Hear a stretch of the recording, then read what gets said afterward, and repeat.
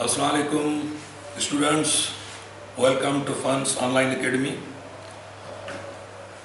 Today's lecture number 5, same chapter, heat, topic, volume expansion. हमारे volumetric के विषय में माना volumetric objects first कयो असां वटि volume रखंदड़ स्फीयर आयो बॉल स्फीयर बॉल 3 डायमेंशनल आहे माना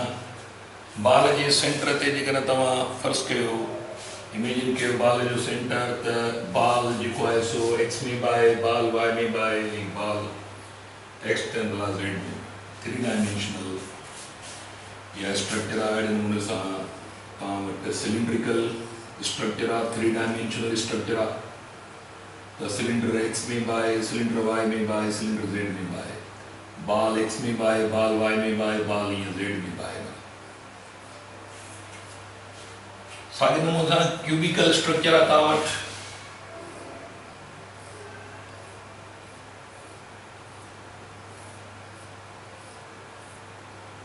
the X axis, Y axis ही तांजी Z axis यानी तो ये समूरियों यानी जेके फिगर्स ये सब 3 डायमेंशनल फिगर्स हैं इनके 3 डायमेंशंस हैं मिसाल ये जेकॾहिं त ये शइ जेका आहे सा फर्ज़ कयो जेकॾहिं एक्स में कयूं वाई में कयूं ज़ेड में कयूं एक्स एक्सिस या वाई एक्सिस या ज़ेड एक्सिस तो ये 3 डायमेंशनल स्ट्रक्चर्स हैं मेटालिक बॉडीज़ तस्वर कयो हाणे वॉल्यूम एक्सपेंशन जो मतलब है तो वॉल्यूम में इंक्रीज थी थी ऑन हीटिंग यानी change in volume on heating change in volume on heating is called volume expansion is called volume expansion.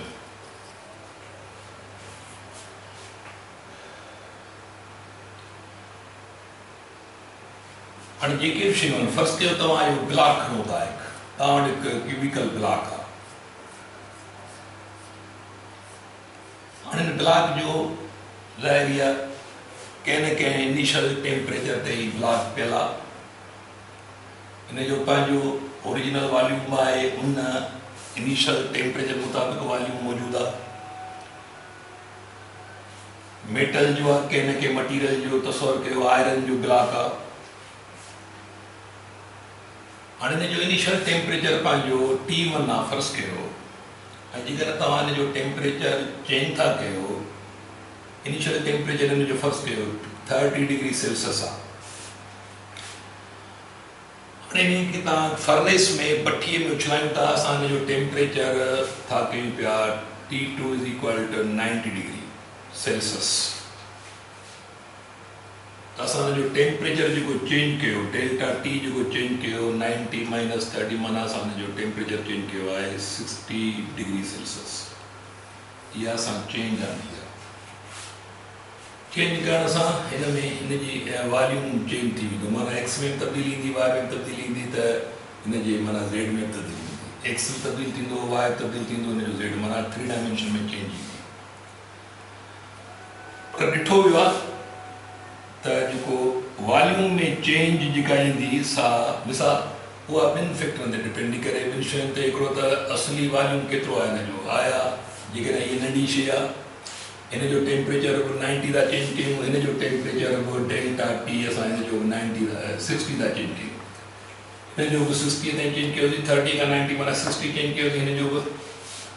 First कयो 30 खां 90 हिन जो बि 60 था चेंज कयूं ही लार्ज साइज़ में आहे मटीरियल साॻियो आहे स्मॉल साइज़ में आहे त तब्दीली जेका ईंदी सा हिन में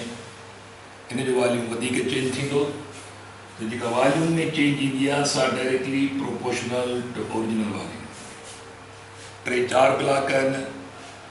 मुख़्तलिफ़ साइज़ जा साॻे मटीरियल जा तव्हां जेकॾहिं उनखे सेम टेम्परेचर उन जो चेंज कंदो त वधि में वधि तब्दीली ईंदी जेका जंहिंजो volume already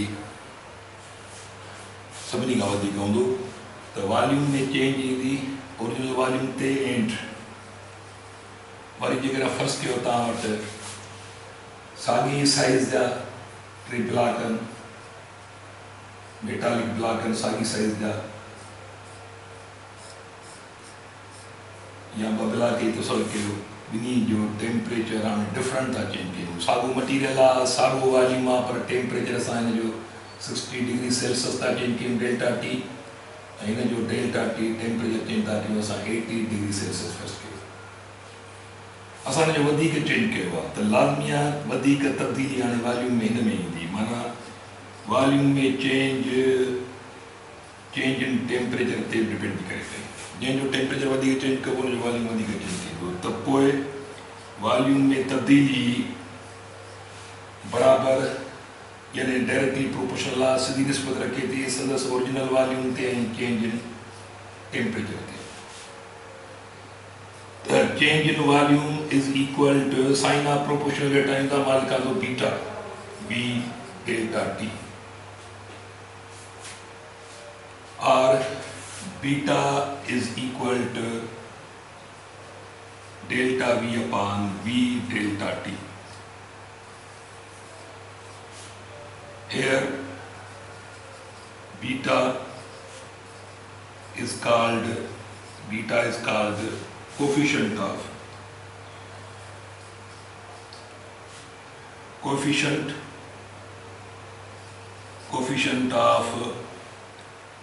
volume expansion,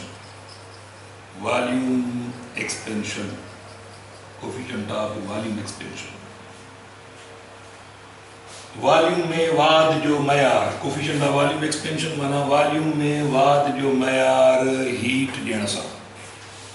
temperature change करण सां, वधाइण सां,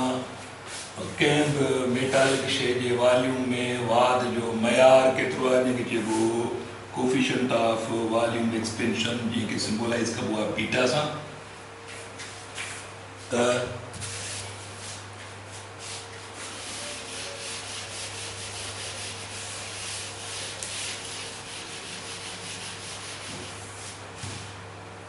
beta is equal to change in volume per unit original volume per degree rise in temperature। Beta जो यूनिट थींदो क्यूबिक मीटर, वॉल्यूम जो unit cubic metre into 1/, system international में Kelvin खणंदासीं, metre में कैंसिल, त beta is equal to K inverse coefficient of volume expansion जो unit वेंदो 1/k या के यानी केल्विन इनवर्स। ओके, ॿी ॻाल्हि त हाणे जेकॾहिं फ़र्ज़ु कयो यानी असां हीउ जेको फार्मूलो ठाहियो असां यानी delta V is equal to beta V delta T, ये फार्मूलो याद रखे जो इस्तेमाल थींदो वॉल्यूम में तब्दीली केतिरी आई है, जेका चेंज आहे उहा चेंज लेवल, डेल्टा वी माना सिर्फ़ु जेका चेंज आहे, हुनजो कोफिशिएंट जो वैल्यू हर मटीरियल जो पंहिंजो थींदो। हीअ आहे असली वॉल्यूम केतिरो, तव्हां टेम्परेचर केतिरो चेंज कयो। पर हाणे न्यू वॉल्यूम आफ्टर हीटिंग, नओं वॉल्यूम, टोटल नओं वॉल्यूम केतिरो ठही बीठो आहे, त नओं वॉल्यूम जेको बीहंदो न्यू वॉल्यूम आफ्टर हीटिंग, ॾिसो उहा ही ओरिजिनल वॉल्यूम हो फ़र्ज़ु कयो before heating, initial temperature T1 ते। हाणे जेकॾहिं हिन में वाध आई आहे चौधारी, इंक्रीमेंट आई फ़र्ज़ु कयो, हीउ एक्सपेंड थी वियो, वॉल्यूम नओं आयो, नओं वॉल्यूम खे ज़ाहिर कंदासीं डेल्टा वी सां, new volume after heating, new volume after heating, new volume after heating माना so a new volume after heating, volume देश is equal to original volume में जेका तब्दीली आई उहा ऐड कंदासीं, यानी ओरिजिनल वॉल्यूम जेको हो शुरू में उन में केतिरी तब्दीली थी अचे, इंक्रीमेंट आई जेका या तब्दीली जेका ईंदी उहा ऐड कंदासीं तव्हांखे टोटल नओं वॉल्यूम केतिरो ठही बीठो त new volume after heating is equal to original volume plus हाणे जेका चेंज आई आहे उन चेंज जो फार्मूलो beta V delta T the new volume after heating is equal to V common करो बाकी beta 1 plus beta delta T 1 plus beta delta T आणि ही फॉर्म्युला आहे यानी न्यू वॉल्यूम आफ्टर हीटिंग जो फॉर्म्युला आहे आणि हिन में ये जेका बीटा है वो बीटा जो वैल्यू डायरेक्ट तव्हांखे बुक्स में न मिलंदो असल में बीटा वरी बराबर हूंदी आहे 3 times coefficient of linear expansion यानी coefficient of volume expansion is 3 times coefficient of linear expansion त बीटा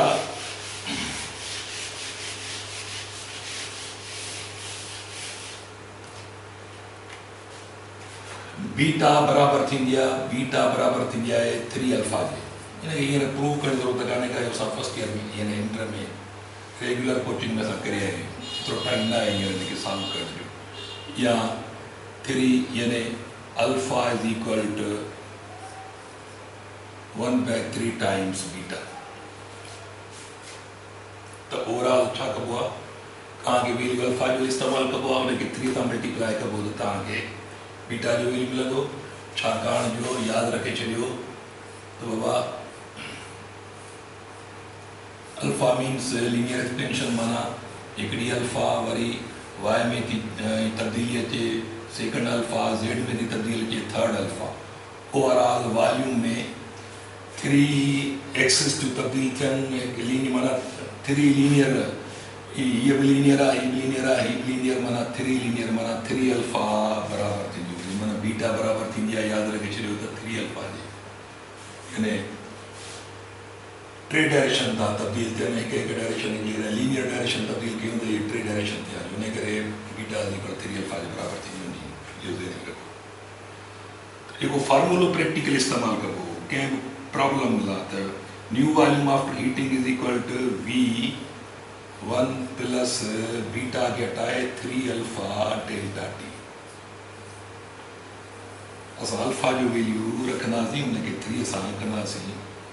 मल्टीप्लाई तो ये बीटा जो वैल्यू मिलंदो ओके तो ये ज़हन में रखो तो ये असांजो फार्मूलो थी वञे न्यू वॉल्यूम आफ्टर हीटिंग हाणे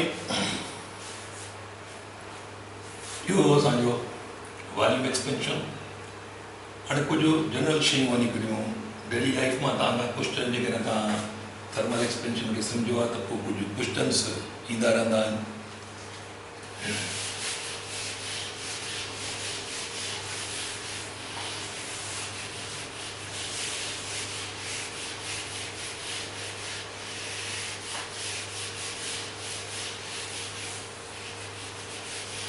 मिसाल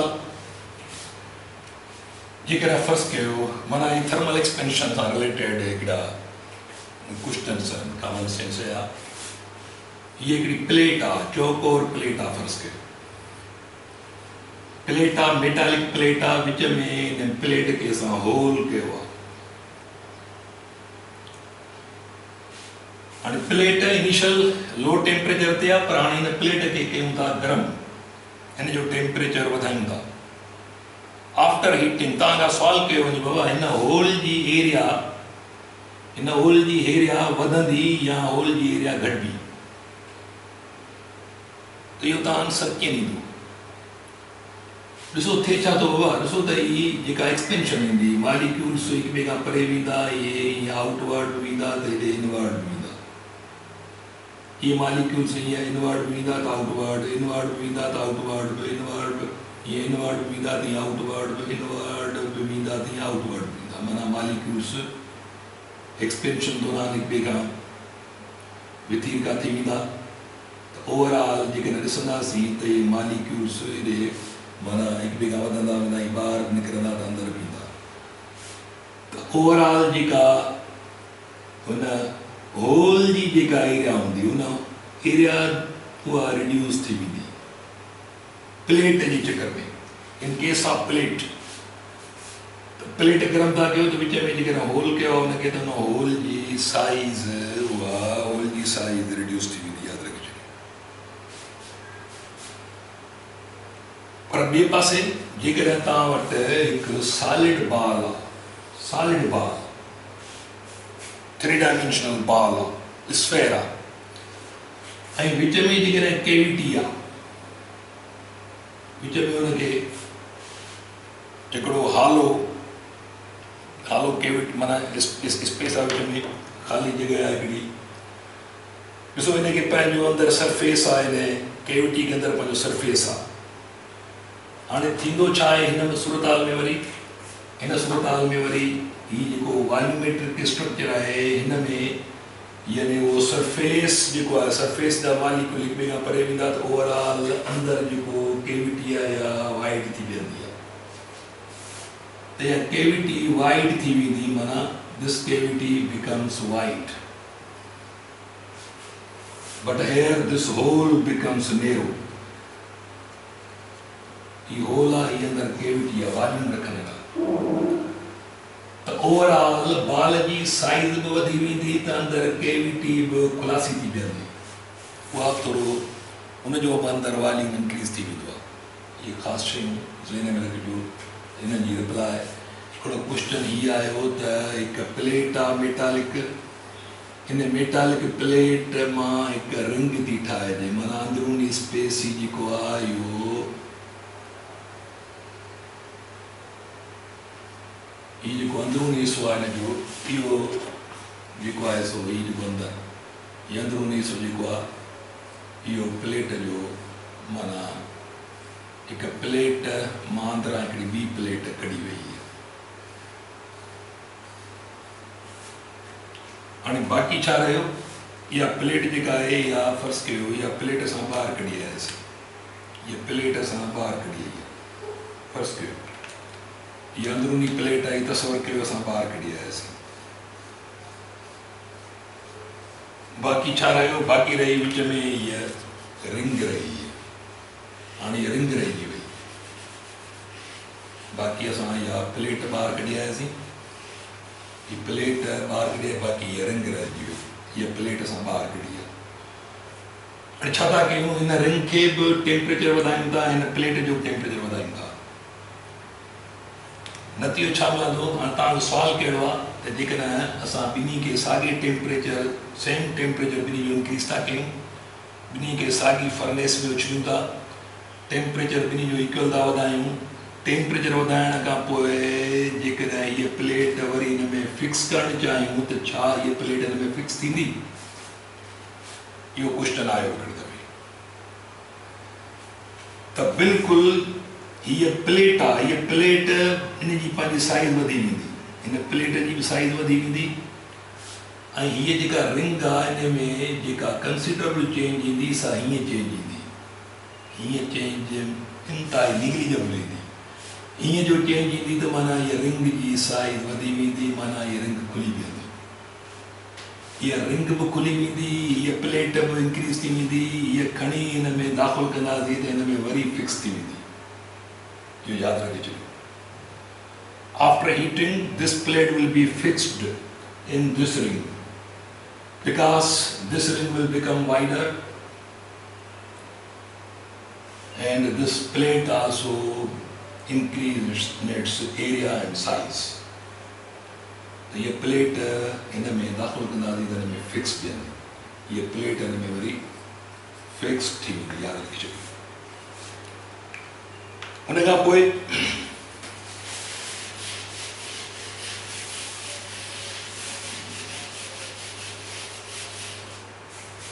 फर्ज़ कयो हाणे इंजीनियर्स इलेक्ट्रिकल इंजीनियर्स जेॾीमहिल भई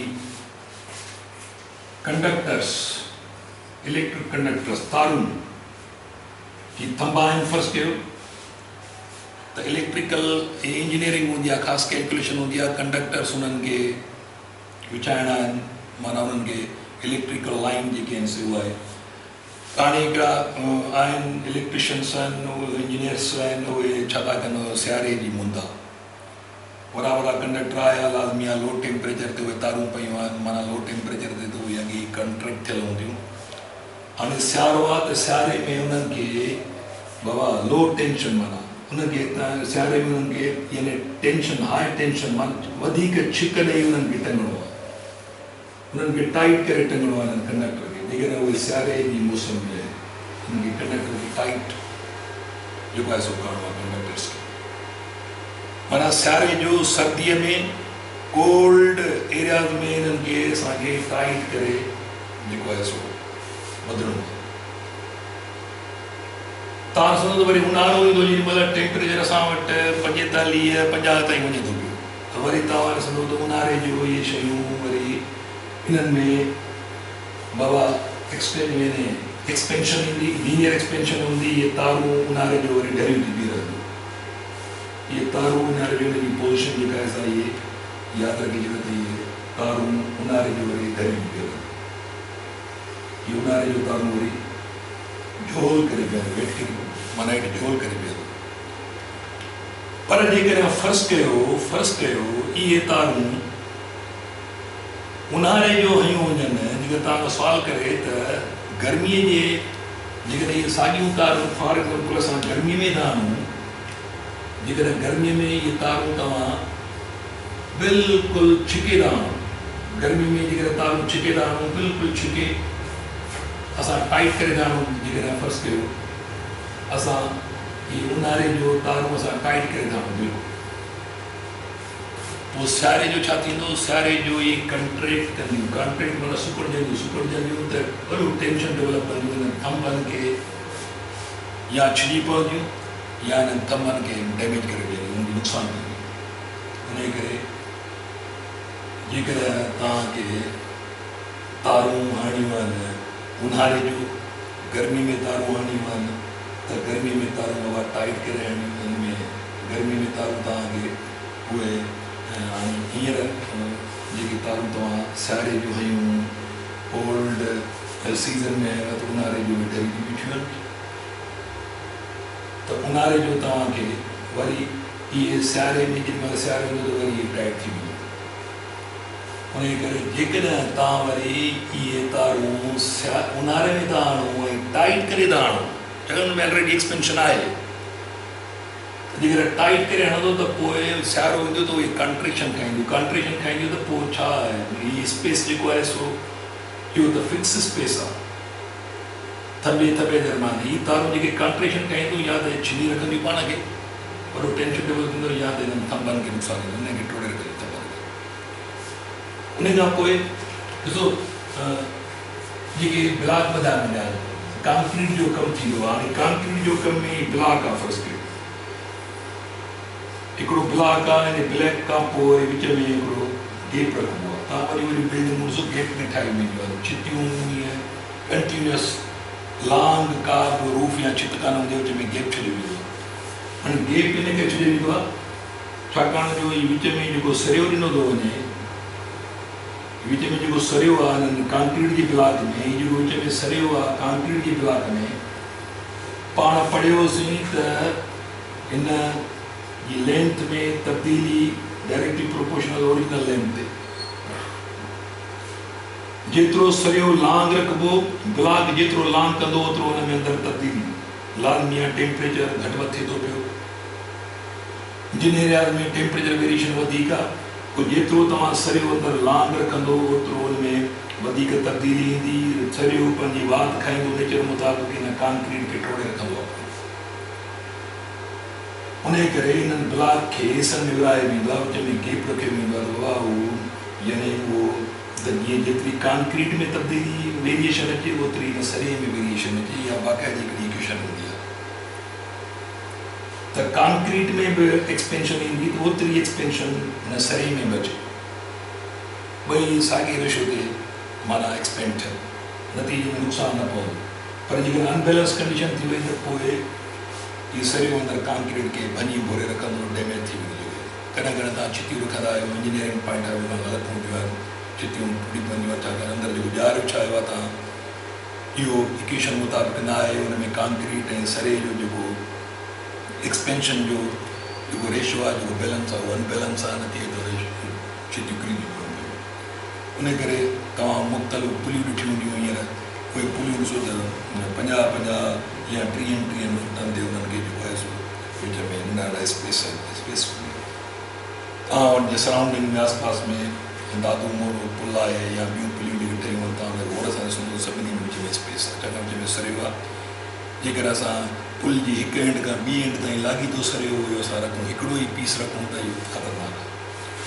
वरी एक्सपेंशन थींदी आहे त सॼो सिस्टम सॼो ब्लॉक डैमेज थी वेंदो साॻे नमूने सां लोह जूं पुलियूं ठहनि थियूं जेके एंगल इस्तेमालु थींदी आहे या टावर ठहनि था त इहे टावर जूं जेके एंगल्स आहिनि इहे टावर जूं एंगल्स बि तव्हां ॾिसंदा आहियो त इहे एंगल्स इहे बि हिक ॿिए सां इहे जेके आहिनि से मिलाईंदा न आहिनि विच में जेको आहे सो इहे नट हूंदा आहिनि विच में गेप हूंदो आहे विच में गेप हूंदो आहे साॻे नमूने सां रेल जूं जेके लाइन विछाइबियूं आहिनि रेल जी लाइन हिकिड़ी रेल जी लाइन आहे विच में इहे गेप आहे इहे रेल जूं जेके पटड़ियूं सॾिबियूं आहिनि हिकु हिकु पटड़ी विच में इहो गेप आहे विच में छाकाणि जो हिकिड़ो एटमॉस्फेयर टेम्परेचर ॿियो वरी रेल जा जेके व्हील आहिनि लोह जा आहिनि जिते तमामु हाई ट्रैफिक आहे रेल जी उते हज़ारे व्हील माना मिंटनि में ट्रेनूं गुज़रंदियूं पियूं पोइ लाज़मी आहे लोह सां जेको आहे सो फ्रिक्शन में ईंदो आहे गरमाइश थींदी आहे एटमॉस्फेयर जी गरमाइश बि असरअंदाज़ थींदी आहे हीअ जेके लोह जा व्हील जेके मथां घुमंदा आहिनि हिननि जी बि गरमाइश थींदी आहे न थिए तौरु हिननि में एक्सपेंशन ईंदी आहे ही पटड़ी हिकु हिकु वाद खाईंदी आहे हाणे उहा वाद किथे कंपनसेट थिए हुनजो पूरा किथे थिए हिननि गेप्स में ही गेप जेके आहिनि से माना इहे एंड्स ॿिए वेठियूं ईंदियूं माना गेप नेरो थी वेंदो वरी जेॾीमहिल टेम्परेचर लो थींदो वरी गेप इहो वाइट थींदो इहे कंपनसेशन गेप सॾिबा आहिनि त जीअं एक्सपेंशन थिए त इहे गेप में वाद जेका आहे सा हिते पूरी थिए पर जेकॾहिं इहे गेप न हुजनि त पोइ छा थिए इहे गेप न हुजनि त पोइ इहा एक्सपेंशन हिते माना छा कयो हिते किल टुकियल हूंदा आहिनि विच में हिन खे जेको आहे सो हिकिड़ा फिक्स करण लाइ मुख़्तलिफ़ क़िस्म जा किल हूंदा आहिनि पर जेकॾहिं इहो फर्स्ट कयो असां गेप जो तसवुरु न हुजे त पोइ उहा एक्सपेंशन काॾे वञे पोइ यादि रखिजो त इहो लोह जी पटड़ियूं ॾेढ माना टेढ़ियूं थी वेंदियूं माना इहो सॼो सिस्टम डैमेज थी वेंदो इहे मथे थी वेंदियूं सॼो सिस्टम ई डैमेज थी वेंदो ॿियो थर्मल एक्सपेंशन एक्सपेंशन जा असरात इहे वग़ैरह इहे तव्हां ज़हन में रखिजो मुताबिक़ अहिड़े क़िस्म जी डेली लाइफ जी को क्वेश्चन्स अची वञनि त हिन लाइ तव्हां बाख़बर रहिजो तो वही वो असांजो थर्मल एक्सपेंशन के बारे में जो लेक्चर ये लेक्चर के वाइंड अप था कि वरी असां नेक्स्ट लेक्चर में दाख़िल थींदासीं। अल्लाह हाफ़िज़।